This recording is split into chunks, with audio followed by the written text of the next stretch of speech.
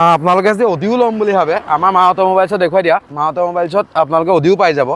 এইখন অডি A3খন হয়, 18 চনৰ মডেল হয় গাড়ীখন। এইখনো যদি কোনোবাই আপোনালোকে ফাইনেন্স কৰিম বুলি ভাবে, সকলোৰে এটা সপোন থাকে এখন গাড়ী কিনা, কিন্তু পইচা নাইকিয়াৰ বাবে বহুত মানুহ আচলতে আপোনাৰ থমকি ৰ'বলগীয়া হয় আৰু এই সপোনৰ গাড়ীখন আনিব নোৱাৰে। কিন্তু মই আজি আপোনালোকক এনেকুৱা এটা ডিলাৰলৈ লৈ যাম যিটো ডিলাৰত নেকি বহুত কম প্ৰাইচতে ভাল কণ্ডিশ্যনৰ গাড়ী আচলতে পোৱা যায়।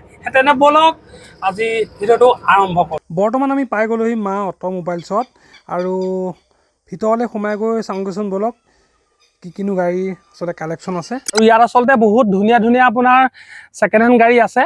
আৰু আমাৰ লগত এজন ভাইটি আছে, তেখেতে আচলতে ক'ব। কি নাম তোমাৰ ভাইটি? নমস্কাৰ, মোৰ নাম অনুপম কলিতা হয়। তোমালোকৰ ইয়াত মানে কি কি গাড়ী পোৱা যায়? আমাৰ আপুনি কমাৰ্চিয়েলৰ পৰা ধৰি পাৰ্চনেল গাড়ীলৈকে পাব। যি গাড়ী কয় যিখিনি আমাৰ লগত নাথাকেও সেইখিনিও আমাৰ অনাই দিয়া হয় গাড়ী। এতিয়া তোমালোকৰ ষ্টকত কি কি গাড়ী আছে? আমাৰ ষ্টকত এতিয়া বৰ্তমান কমাৰ্চিয়েলত টাটা এচিৰ পৰা একদম বলেৰ'লৈকে আছে।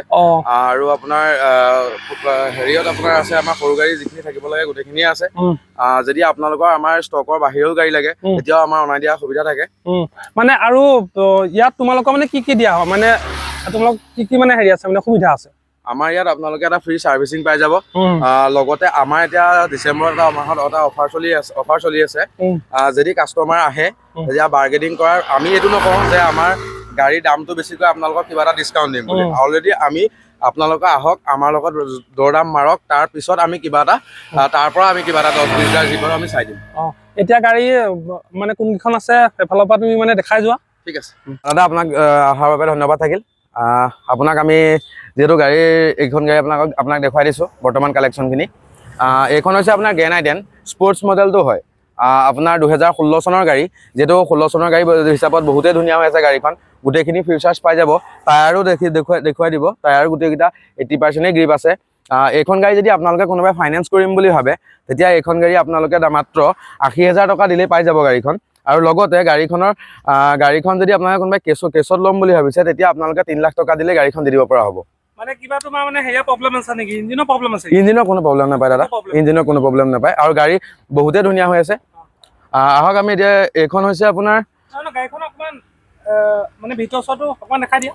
আহক আপোনালোকৰ ভিতৰটো এবাৰ দেখাই দিছোঁ। ইণ্টেৰিয়ৰটো এবাৰ চাই লওক।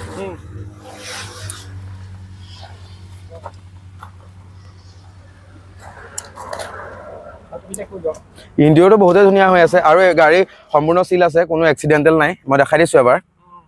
ইয়াৰ গাড়ী কোম্পানীৰ ভিতৰত কোম্পানীৰ চিল আছে, কোনো এক্সিডেণ্টেল গাড়ী আমি ডিল নকৰোঁ। আৰু এখন আছে আপোনাৰ মোৰ ওচৰত গ্ৰেণ্ড আই10 একেই হয়, স্পৰ্টছ মডেলটোৱে হয়, 19 চনৰ হয়। গাড়ীখন মই এবাৰ আপোনালোকক দেখাই দিছোঁ। এইখন হৈছে গ্ৰেণ্ড আই10 স্পৰ্টছ মডেলটো হয়, 19 চনৰ হয়। গাড়ী বহুতেই ধুনীয়া হৈ আছে এইখন গাড়ীও। এইখনো যদি কোনোবাই ল'ম বুলি ভাবিছে 80,000 দিলেই গাড়ীখন ঘৰত লৈ যাব পাৰিব। আৰু যদি কোনোবাই কেছত ল'ম বুলি ভাবিছে 380 দিলেই গাড়ীখন লৈ যাব পাৰিব। আৰু গাড়ী মই এইখনৰ আপোনালোকক ইণ্টেৰিয়ৰটো এবাৰ দেখাই দিছোঁ। চাই লওক, ইণ্টেৰিয়ৰটো এইখনে বহুতেই ধুনীয়া হৈ আছে। এয়া কোম্পানী চিল, এয়া হৈছে কোম্পানীৰ চিল, কোনো এক্সিডেণ্টেল নাই গাড়ী। আৰু এইফালে আছে আপোনাৰ এখন হোণ্ডা ইয়ন। ইয়নখন হৈছে আপোনাৰ 2017 চনৰ ইয়ন, স্পৰ্টছ মডেলটো হয়, টপ মডেল হয় যিহেতু। 17 চনৰ মডেল হয়। গাড়ী যিহেতু বহুতেই ধুনীয়া হৈ আছে, গাড়ী ফুল অৰিজিনেল পেইণ্টত আছে গাড়ীখন। এইখন গাড়ী আপোনালোকে যদি কোনোবাই ল'ম বুলি ভাবে 70,000 দিলেই গাড়ী ঘৰত লৈ যাব পাৰিব। আৰু যদি কোনোবাই কেছ ল'ম বুলি ভাবে তেতিয়া 2 লাখ টকা দিলেই মই গাড়ী ঘৰত লৈ যাব পাৰিব। মাত্ৰ 70,000 টকাত আপুনি এখন গাড়ী মানে ল'ব পাৰিব ন? ল'ব পাৰিব, হয়। আৰু এইফালে আছে আপোনাৰ এখন ডাটছন। এইখন টায়াৰ আপোনাৰ 80% গ্ৰিপ আছে, যিহেতু টায়াৰ বহুতেই ধুনীয়া হৈ আছে। আৰু এইফালে এখন আছে আপোনাৰ ডাটছনৰ হয়, ডাটছন ৰেডিগ' হয়। এইখনো হ'লেও গাড়ীটো ডাটছনৰ গাড়ীটো যিহেতু বেয়া নহয়, চলি থাকে গাড়ী। এইখনো যদি আপোনালোকে কোনোবাই ল'ম বুলি ভাবিছে 1.5 লাখ টকা দিলে মই এখন গাড়ী আপোনালোকক লৈ দি দিব পাৰিম। মাত্ৰ 1.5 লাখ টকাত আপুনি এখন গাড়ী ল'ব পাৰিব। আৰু এইফালে আছে মোৰ ওচৰত এখন চেণ্টো জিংক হয়, দেখাই দিম আপোনাক এবাৰ। এইখন মানে কোন চনৰ? এইখন আপোনাৰ 11 চনৰ গাড়ী। এইখন ফাইনেন্স নহয়, যিহেতু 11 চনৰ গাড়ী। এইখনো যদি আপোনালোকে কোনোবাই ল'ম বুলি ভাবিছে এইখন আপোনালোকে মোক 1,25,000 টকা দিলে গাড়ীখন লৈ যাব পাৰিব। মাত্ৰ 1,25,000 দিয়ক আৰু আপুনি এখন গাড়ী লৈ যাওক। তাৰপিছত এখন গাড়ী কি আছে? এইবিলাক আছে আপোনাৰ কমাৰ্চিয়েলত জিপ এক্সেলখন হয় এইখন। এইখন 19 চনৰ গাড়ী যিহেতু। এইখন গাড়ী যদি আপোনালোকে কিছুমান ধৰক কোনোবাই নতুনকৈ কিবা ব্যৱসায় আৰম্ভ কৰিছে তেখেতসকলৰ কাৰণে এইখন গাড়ী খুবেই কমফৰ্টেবল পাব। এইখন গাড়ী যদি আপোনালোকে ল'ম বুলি ভাবিছে 50,000 ডিপি দিলে গাড়ী ঘৰত লৈ যাব পাৰিব। আৰু গাড়ী যদি এটা কথা যদি আপোনালোকে মানে গাখীৰৰ বিজনেছ কৰিম বুলি মানে আছে ভাবি আছে কৰিব পাৰিব। একদম ধুনীয়াকে চব মানে আপোনাৰ লিখা কৰাই আছে, খালি জাষ্ট আপুনি এখন গাড়ী ইয়াৰ পৰা মানে লৈ গ'লে হ'ল। এখন গাড়ী কিমান দিব লাগিব? এখন যদি আপোনালোকে ফাইনেন্স কৰে 60,000 টকা দিলেই হ'ব। বাকী 1 লাখটো মই লোন কৰাই দিব পাৰিম। 1,60,000 হ'ব গাড়ীখনৰ দাম। মানে বাকী 1 লাখ টকাটো লোন কৰাই দিব পাৰিম। লোন কৰাই দিম। আৰু তাৰপিছত এখন কি এইখন আছে আপোনাৰ 14-15 চনৰ হয় গাড়ী। টাটা এচি গ'ল্ড ডিজেলত হয়, যিহেতু ডিজেলত এতিয়া BS-Tত পাবলৈ বহুতেই টান হয়। গাড়ী কণ্ডিশ্যনো বহুতেই ধুনীয়া হৈ আছে দেখিছেই। আৰু এইখন গাড়ী যদি কোনোবাই ল'ম বুলি ভাবে, এইখন ফাইনেন্স নহয় যিহেতু 14 চনৰ গাড়ী। এইখন যদি কোনোবাই ল'ম বুলি ভাবিছে তেতিয়া আপোনালোকে জাষ্ট 2,20,000 টকা দিলে গাড়ী ঘৰত লৈ যাব পাৰিব। আৰু এইফালে আছে এখন অমিনি ভেন, মই দেখাই দিম আপোনালোকক। অমিনি ভেন এখন আছে, এইখন আপোনাৰ 13 চনৰ হয়। গাড়ী অলপ লেতেৰা হৈ আছে যিহেতু ৰাস্তা কাণত। এইখন যদি কোনোবাই ল'ম বুলি ভাবিছে এইখনো গাড়ী ফাইনেন্স নহ'ব, কেছেই হ'ব লাগিব, কেছত দিব পৰা হ'ব গাড়ীখন। এইখন আপোনাৰ 1,25,000 টকাত ঘৰত লৈ যাব পাৰিব। মানে 1,25,000 টকা। 25,000 টকাত হয়। কি কি গাড়ী আছে? আৰু আপোনাৰ এইফালে আছে এখন ডাটছনৰে হয়, এখন 4 চিটাৰখন হয়। এইখন ডাটছনৰ ৰেডিগো হয়। এইখনো চাই ল'ব পাৰে। এইখনো গাড়ী ফুল্লি অৰিজিনেল পেইণ্টত আছে, ক'তো স্কেচ নাই। গাড়ী যিহেতু বহুতেই ধুনীয়া হৈ আছে, 16 চনৰ গাড়ী, ইঞ্জিনৰ কোনো কমপ্লেইন নাপায়।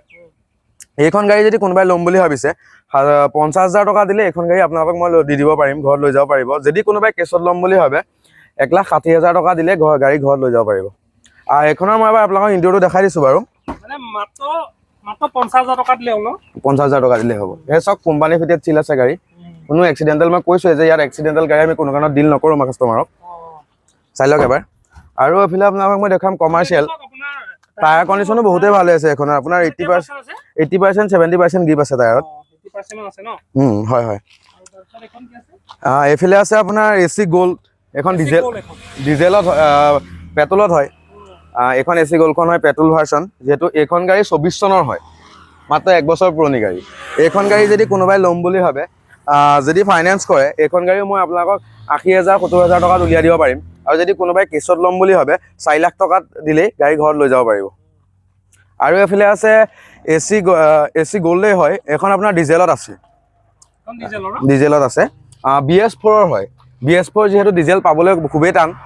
BS-4 ডিজেল আপোনাৰ খুব কম পোৱা যায়, যিহেতু আমিও BS-4 ডিজেল বহুত বিচাৰি আনিবলগীয়া হৈছে। এইখন গাড়ী যদি আপোনালোকে কোনোবাই ল'ম বুলি ভাবিছে এইখন গাড়ী 3,20,000 টকা দি দিব পাৰিম।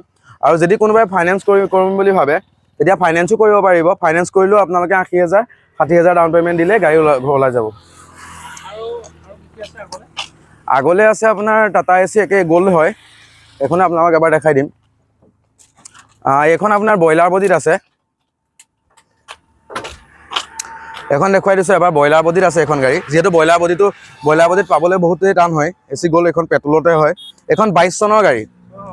22 চনৰ গাড়ী যদি কোনোবাই এইখন গাড়ীও ল'ম বুলি ভাবে তেতিয়া এইখন গাড়ী আপোনালোকৰ 60,000 70,000 টকাত ডিপি দিলে গাড়ীখন ঘৰত লৈ যাব পাৰিব। গাড়ী যদি কোনোবাই কেছত ল'ম বুলি ভাবে তেতিয়া 3 লাখ টকা দিলে গাড়ী লৈ যাব পাৰিব। আৰু এইফালে আছে আপোনাৰ এখন AC গ'ল্ডেই হয়। এইখন গাড়ী যদি আপোনালোকে যিহেতু কালি আহিছে অলপ লেতেৰা হৈ আছে, এইখন যদি কোনোবাই ল'ম বুলি ভাবে 21 চনৰ গাড়ী, যদি কোনোবাই ৰংটো অকমান তোমাক গৈছে নেকি? নাই, এইটো আপোনাৰ অকণ আইৰণ বহি আছে, যিহেতু আইৰণটো বহিছে, এইটো ৰাবিন কাটি দিলে গাড়ীখন জিলিকি যাব। এইখন গাড়ী যদি আপোনালোকে ল'ম বুলি ভাবিছে 3 লাখ টকা দিলে লৈ যাব পাৰিব। আৰু যদি কোনোবাই ফাইনেন্সো কৰাম বুলি ভাবে কৰাব পাৰিব। 60,000 বা 70,000 ডাউন পে'মেণ্ট দিলে গাড়ীখন ঘৰত লৈ যাব পাৰিব। আপোনালোকে যদি অডিও ল'ম বুলি ভাবে আমাৰ মা অট'মোবাইলছত দেখুৱাই দিয়া। মা অট'মোবাইলছত আপোনালোকে অডিও পাই যাব। এইখন অডি A3খন হয়, 18 চনৰ মডেল হয় গাড়ীখন। এইখন আপোনাৰ যদি কোনোবাই ল'ম বুলি ভাবিছে 18,80,000 টকা দিলে গাড়ীখন পাই যাব। আৰু যদি কোনোবাই ফাইনেন্সো কৰাম বুলি ভাবে কৰাব পাৰিব। এইখন তোমাৰ মানে চব ঠিকে হৈ আছে ন? চব ধুনীয়া হৈ আছে, গাড়ী বহুত ধুনীয়া হৈ আছে। টায়াৰ কণ্ডিশ্যন দেখুৱাই দিয়া এবাৰ। কোম্পানী ভিতৰত এলয় পাই যাব, গোটেইখিনিয়ে আছে। চাই লওক।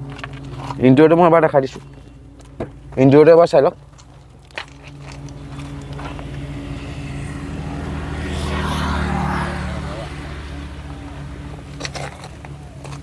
এইখনো যদি কোনোবাই আপোনালোকে ফাইনেন্স কৰিম বুলি ভাবে 5 লাখ টকা দিলে গাড়ীখন ফাইনেন্স হৈ যাব, ঘৰত লৈ যাব পাৰিব।